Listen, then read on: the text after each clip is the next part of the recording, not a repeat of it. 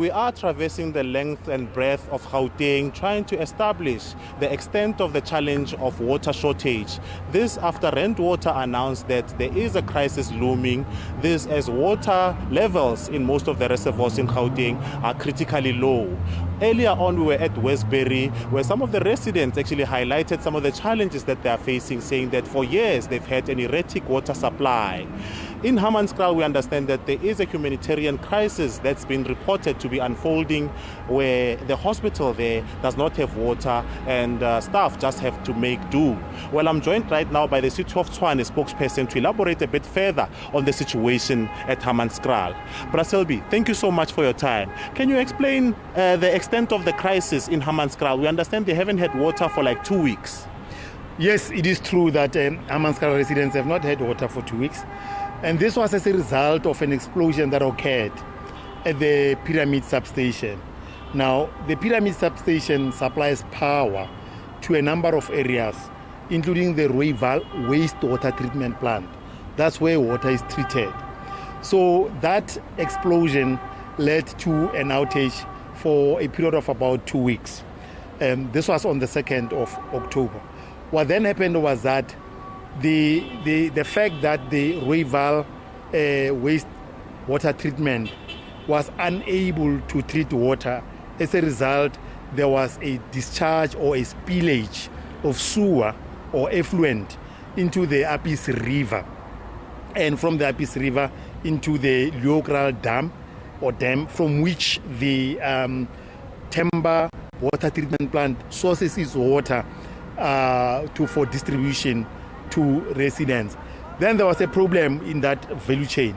So as a result, the Temba treatment plant had to shut down because what was being received from Rooiwal was sewage. And the Temba treatment plant is not equipped to deal with sewer. So that water was contaminated. And a decision has to be taken that we cannot give our people contaminated water. So the plant had to be shut down. Power was restored around the 12th of October. So power has been restored at the Pyramid substation. However, the Temba treatment plant has not yet been operationalized because of the contaminated water in the Rooiwal dam. We had said that it will take us about 7 days for us to get the treatment plant restarted. However, that is dependent on the tests that are being conducted. So this is a scientific process. There are tests that are being conducted to check the level of contamination of water in the Rooiwal dam.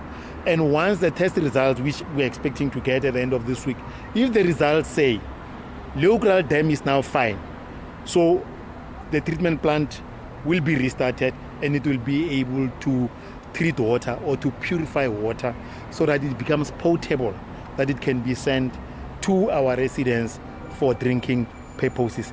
That is where the problem started. And now we are waiting for the result to come from the lab, and then they will determine the way forward. However, what we have done in the interim was to say, let's provide our residents with water tankers. Initially, there were challenges. There were some areas that said that they were not receiving water. The number of tankers that were being provided were insufficient. What we then did was to meet with the ward councillors, and we said, let's improve coordination, because problem is not the provision of water tankers, it is the coordination thereof.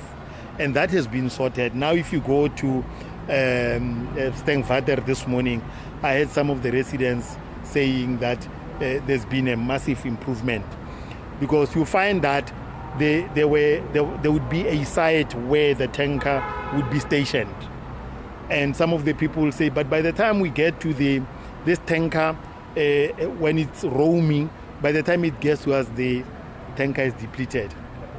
So with the coordination, we said all of these tankers would converge at Q4 garage. From 3 in the morning, they start there and they fill up the tankers. And residents from SA at 6 a.m., they go and collect water. So we have seen a massive improvement.